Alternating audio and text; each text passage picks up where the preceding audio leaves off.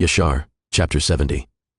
And in the 3rd year from the birth of Moshe, Pharaoh was sitting at a banquet when Alparaneth the queen was sitting at his right, and Bathia at his left, and the lad Moshe was lying upon her bosom, and Bilam the son of Beor with his 2 sons, and all the princes of the kingdom were sitting at table in the king's presence. And the lad stretched forth his hand upon the king's head, and took the crown from the king's head and placed it on his own head. And when the king and princes saw the work which the boy had done, the king and princes were terrified, and one man to his neighbor expressed astonishment. And the king said unto the princes who were before him at table, What speak you, and what say you, O ye princes, in this matter? And what is to be the judgment against the boy on account of this act? And Bilam the son of Beor the magician answered before the king and princes, and he said, Remember now, O Adoni and king, the dream which you did dream many days since, and that which your servant interpreted unto you. Now therefore this is a child from the ivory children, in whom is the Ruach Elohim. And let not my Adoni the king imagine that this youngster did this thing without knowledge. For he is an ivory boy, and wisdom and understanding are with him, although he is yet a child, and with wisdom has he done this, and chosen unto himself the kingdom of Mitzrayim. For this is the manner of all the Ivrim, to deceive kings and their nobles, to do all these things cunningly, in order to make the kings of the earth and their men tremble. Surely you know that Abraham their father acted thus, who deceived the army of Nimrod king of Babel, and Avimelech king of Gerar, and that he possessed himself of the land of the children of Cheth, and all the kingdoms of Canaan. And that he descended into Mitzrayim, and said of Sarah his woman, She is my sister, in order to mislead Mitzrayim and her king. His son Yitzchak also did so when he went to Gerar and dwelt there, and his strength prevailed over the army of Avimelech king of the Pelishtim. He also thought of making the kingdom of the Pelishtim stumble, in saying that Rivkah his woman was his sister.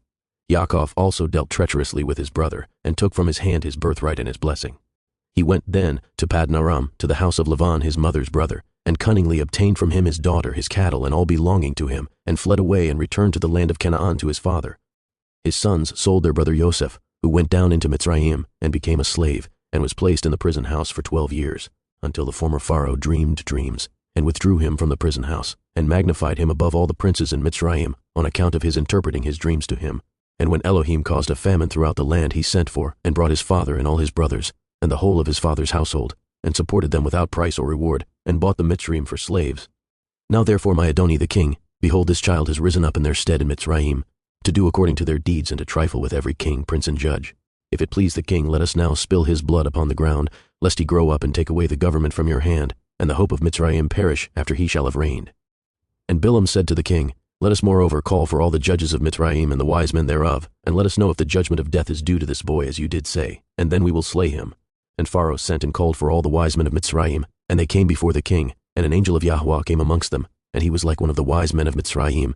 And the king said to the wise men, Surely you have heard what this Ivri boy who is in the house has done, and thus has Bilam judged in the matter. Now judge you also, and see what is due to the boy for the act he has committed. And the angel, who seemed like one of the wise men of Pharaoh, answered and said as follows, Before all the wise men of Mitzrayim, and before the king and the princes, if it please the king, let the king send for men, who shall bring before him an onyx stone and a coal of fire, and place them before the child. And if the child shall stretch forth his hand and take the onyx stone, then shall we know that with wisdom has the youth done all that he has done, and we must slay him. But if he stretches forth his hand upon the coal, then shall we know that it was not with knowledge that he did this thing, and he shall live. And the thing seemed good in the eyes of the king and the princes, so the king did according to the word of the angel of Yahweh. And the king ordered the onyx stone and coal to be brought and placed before Moshe. And they placed the boy before them, and the lad endeavored to stretch forth his hand to the onyx stone. But the angel of Yahweh took his hand and placed it upon the coal, and the coal became extinguished in his hand. And he lifted it up and put it into his mouth, and burned part of his lips and part of his tongue, and he became heavy in mouth and tongue. And when the king and princes saw this, they knew that Moshe had not acted with wisdom in taking off the crown from the king's head. So the king and princes refrained from slaying the child. So Moshe remained in Pharaoh's house, growing up, and Yahweh was with him. And while the boy was in the king's house, he was robed in purple, and he grew amongst the children of the king. And when Moshe grew up in the king's house, Bathia the daughter of Pharaoh considered him as a son, and all the household of Pharaoh honored him, and all the men of Mitzrayim were afraid of him. And he daily went forth and came into the land of Goshen, where his brethren the children of Yasharel were, and Moshe saw them daily in shortness of breath and hard labor. And Moshe asked them, saying, Wherefore is this labor meted out unto you day by day? And they told him all that had befallen them, and all the injunctions which Pharaoh had put upon them before his birth.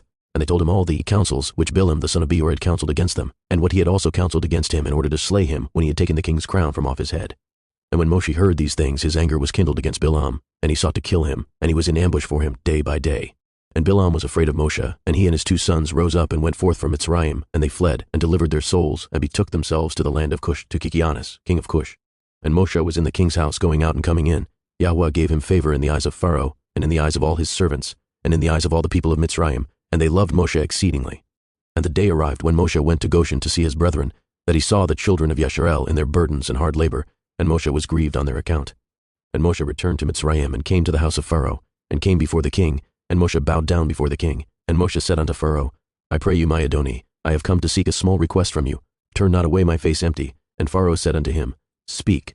And Moshe said unto Pharaoh, Let there be given unto your servants the children of Yashar, who are in Goshen, one day to rest therein from their labor.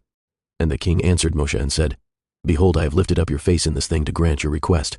And Pharaoh ordered a proclamation to be issued throughout Mitzrayim and Goshen, saying, To you, all the children of Yasharel, thus says the king, For 6 days you shall do your work and labor, but on the 7th day you shall rest, and shall not perform any work. Thus shall you do all the days, as the king and Moshe the son of Bathiah have commanded.